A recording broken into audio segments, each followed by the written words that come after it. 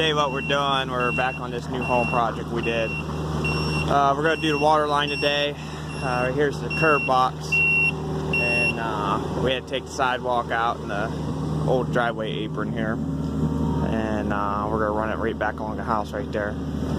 So that's what we got going on here today.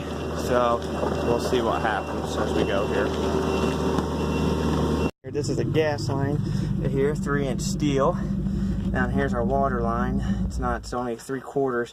It is copper, but we dug on it right up to 6 feet away, and it was galvanized, so they transferred it over somewhere. So we're gonna take this off here and see what happens. Got her all hooked up here. We had to run and go get some parts. It's taking longer than normal, but so what we had down here, everything's supposed to be 1 inch. Well, nothing was 1 inch. Everything was 3/4. So we have 3/4 coming off the valve, which is back in there. We had to get a new curb box right here because the other one was rotted in half. And so then what we ended up doing here, let's get some water on it so you can see. We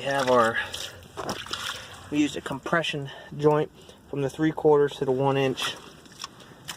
And took that on up to the house then. Shoved it in the house. As you can see, we've got water, obviously.